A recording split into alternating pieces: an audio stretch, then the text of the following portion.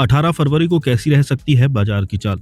Geojit investment के research head Vinod Nair का कहना है कि शॉर्ट टर्म में बाजार में सतर्कता देखने को मिल सकती है। इन्वेस्टर एआई से होने वाले बदलावों के मद्देनजर ग्लोबल डेवलपमेंट पर नजर रखे हुए हैं। हालांकि मजबूत जीडीपी आउटलुक और रुपए में स्थिरता से एफआईआई निवेश में बढ़त देखने को मिल सकती है।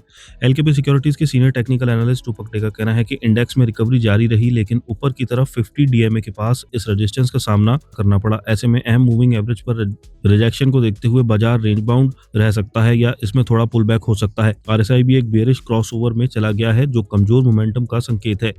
निफ्टी के लिए ऊपर की तरफ 25,800 पर रेजिस्टेंस है। इसके ऊपर जाने पर इंडेक्स में और मजबूती आ सकती है। हालांकि 25,800 से आगे ना बढ़ने पर लॉन्ग टर्म अनवाइडिंग शुरू हो सकती है, जिससे इंडेक्स वापस 25,500 के लेवल की ओर जा सकता है। एलकेपी सिक्योरिटीज के सीनियर टेक्निकल एनालिस्ट रूपक डे ने कहा कि सिंगल बुलिश कैंडल के साथ बैंक निफ्टी ने पिछली कई कमजोर कैंडल्स की मंदी को घेर लिया है। उन्होंने आगे कहा कि डेली आरएसआई एक बुलिश क्रॉसओवर में है और बढ़ रहा है। शॉर्ट टर्म में ट्रेंड मजबूत बना रह सकता है, जिसमें बैंक निफ्टी के 61,400 तक बढ़ने की संभावना है। निचले स्तर पर 60,500 का पिछला रेजिस्टेंस अब सपोर्ट का काम करेगा। बजाज ब्रोकिंग का कहना है कि आगे चलकर इंडेक्स की अगले कुछ सेशन में 60,000 से 61,500 रेंज में पॉजिटिव बायस के साथ कंसोलिडेट होने की उम्मीद है। उन्होंने आगे कहा कि निफ्टी के लिए तत्काल सपोर्ट 60,400 पर है।